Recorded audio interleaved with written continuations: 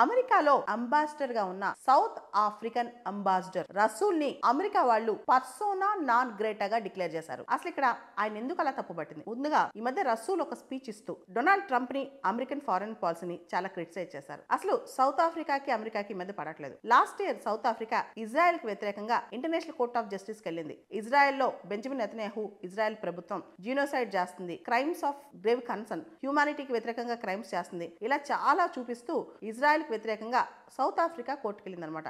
ఇదంతా పక్కన పెడితే మనం చూస్తే పాత చరిత్రలో సౌత్ ఆఫ్రికాలో ఇప్పటికీ కూడా అక్కడ రేసిజం అనేది మనం చూసాం కదా, అపార్థైడ్ పాలసీస్ ఇవన్నీ కూడా. సౌత్ ఆఫ్రికాలో వైట్స్కి బ్లాక్స్కి మధ్య కొంత తారతమ్యాలు ఇంకా ఉన్నాయి.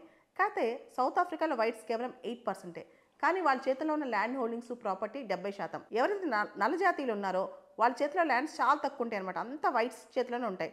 అయితే రీసెంట్గా సౌత్ ఆఫ్రికా ఎక్స్ప్రాపరేషన్కి సంబంధించి కొన్ని పాలసీస్ లాస్ తీసుకొచ్చింది. ఏ ఆస్తి అయినా సరే పబ్లిక్ ఇంట్రెస్ట్ దృష్ట్యా ఆస్తులు తీసేసుకోవచ్చు అనమాట. దీనికి సంబంధించి తెల్ల జాతీయులకు అన్యాయం జరుగుతుందని చెప్పి అమెరికా భావన. కాబట్టి ఖచ్చితంగా సౌత్ ఆఫ్రికా తప్పు చేస్తుందని చెప్పి డొనాల్డ్ ట్రంప్ భావిస్తున్నారు. అంతేకాదు డొనాల్డ్ ట్రంప్ అధికారంలోకి వచ్చిన తర్వాత సౌత్ ఆఫ్రికాకి వెళ్లాల్సిన చాలా ఫండింగ్స్ కూడా కట్ చేశారనమాట. ఇప్పుడు అమెరికాకి సౌత్ ఆఫ్రికాకి అంత పడట్లేదు. ఇదే మార్గంలో పయనిస్తూ సౌత్ ఆఫ్రికన్ అంబాసిడర్ ఎవరైతే రసూల్ ఉన్నారో ఆయన్ని పర్సోనా నాన్ గ్రేటాగా డిక్లేర్ చేసింది అమెరికా.